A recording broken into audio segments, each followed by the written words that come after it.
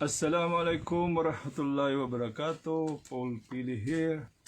Haji Ahmad Israfil. We are now on day 9 of our memorizing the Holy Qur'an. A'udhu billahi minash shaitanir rajim. Bismillahirrahmanirrahim.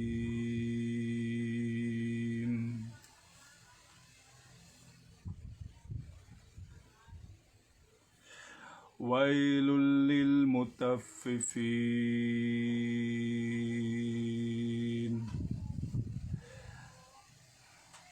الذين إذا اكتالوا على الناس يستوفون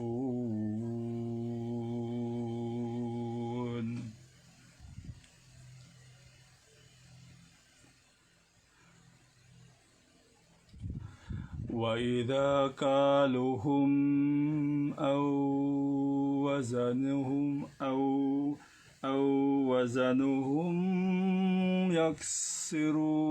يكسرون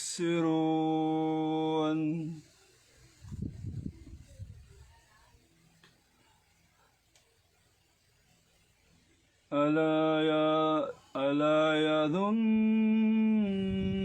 أولئك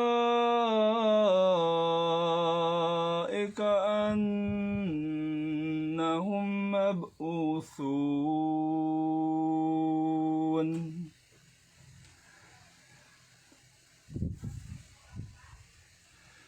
ليوم عظيم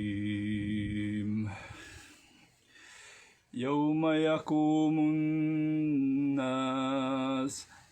يقوم الناس لرب العالمين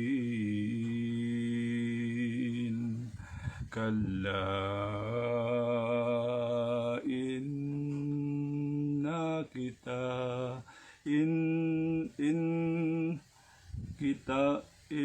إن كتاب الفجار لفي سجين وما أدراك ما سجين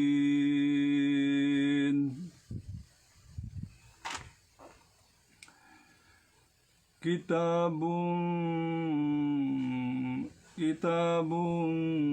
مرقوم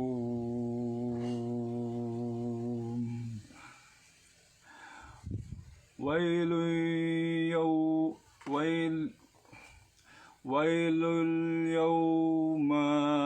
يومئذ للمكذبين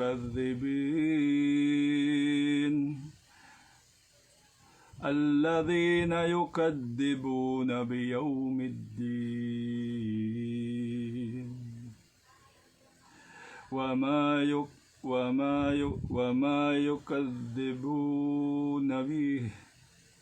يكذبون به إلا كل معتد أثيم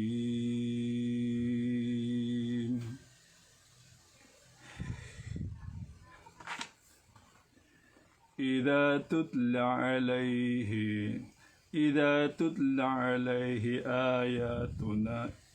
تتلى عليه آياتنا قال أساطير الأولين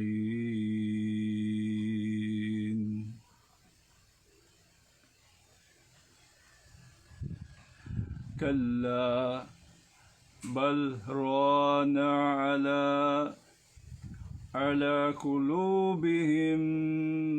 على قلوبهم كانوا ما يكسبون كلا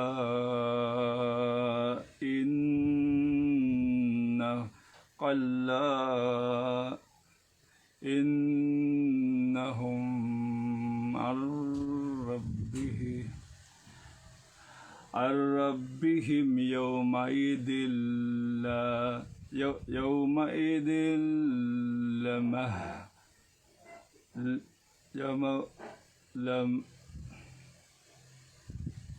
كلا إنه عن ربهم عن ربهم يومئذ لمهجوبون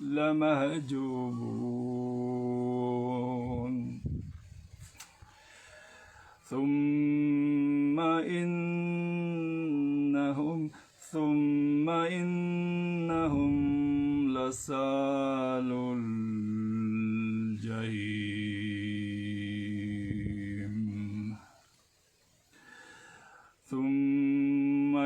ثم يقال هذا الذي كنتم به تكذبون كلا إن كتاب الأبرار لفي إلين وما أدراك ما إليون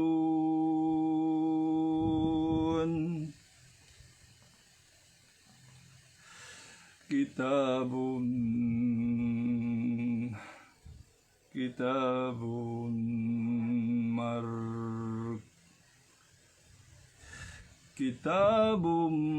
مرقوم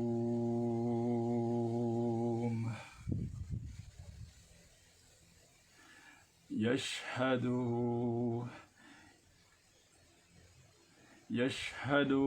مقربون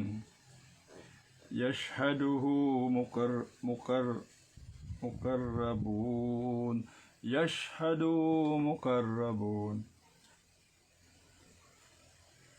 So that's it. That is part of Surah AlMutaffifin. Surah AlMutaffifin from verse 1 to verse 21. And it says, Allah subhanahu wa ta'ala, the true God, the one God, says in Surah AlMutaffifin, and it was translated by Taqiyuddin Al-Hilali and Dr. Muhsin Khan. They are the one who translated the Holy Quran into English. And it says, Surah AlMutaffifin.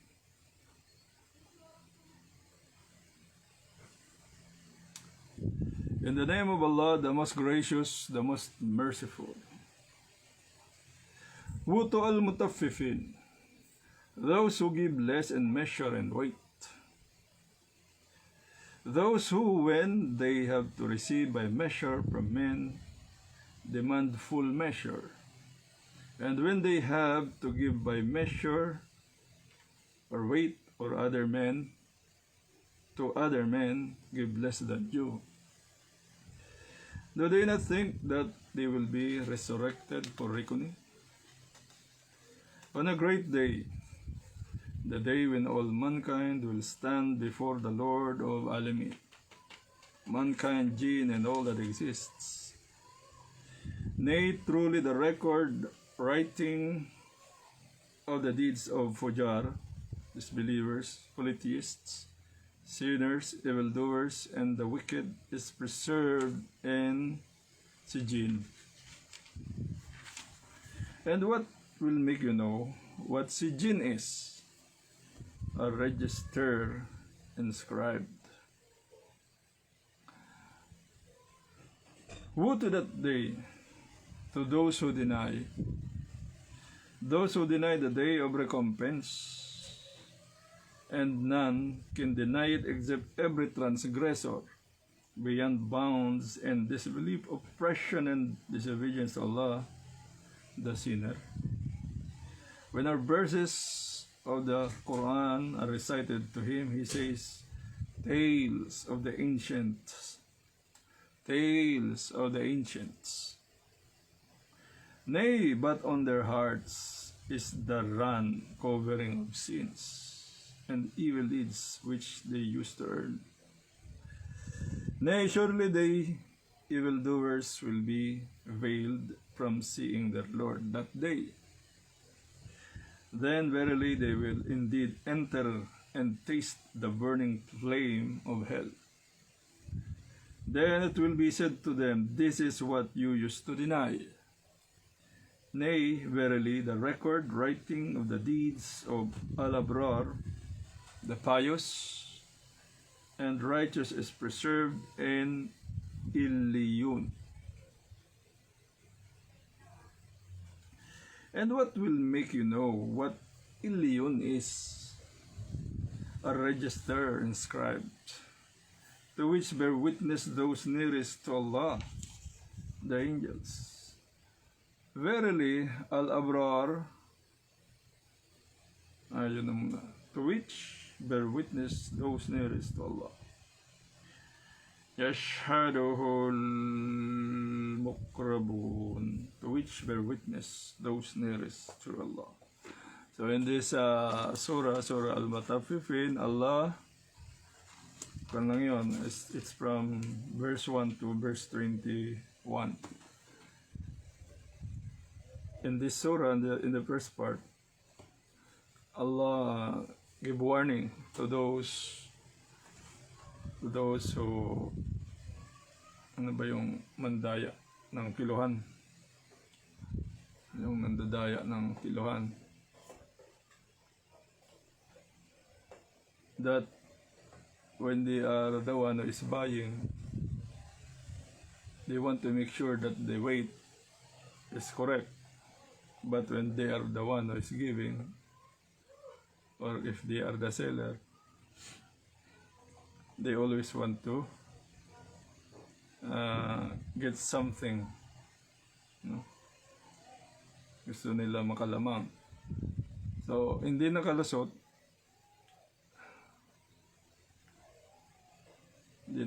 yung mga nagbibenta ng nagpapakulang sa kiluhan. So again, this is your Paul Pili. Thank you very much for bearing with me. This is a hard day for me, because I only memorized 21 verses. It's very hard. So maybe because the Holy Quran, this is from Allah, and it is only Allah who will decide to whom this Quran will be kept. So sometimes there are verses that it is very hard to memorize, and sometimes it is very easy to memorize. Allahu A'lam. It is only Allah who knows what is the reason. And thank you very much. Thank you very much for watching. Again, this is Paul Pili, Haji Ahmad Israfil, saying, Wa ilahukum ilahu waidullah ilaha illahu ar-Rahman ar-Rahim. And your God is one God. There is no God but Him, the most gracious, the most merciful. At ang inyong Diyos ay nag-isang Diyos, wala nang ibang Diyos maliban pa sa Kanya, ang napakamawain, ang napakamahabagin. If ever I committed some mistakes in my recitation of the Holy Quran, please refer to the Holy Quran. So read the Holy Quran. Of course, human will always make a mistake. Thank you very much. Assalamu alaikum, kabayan.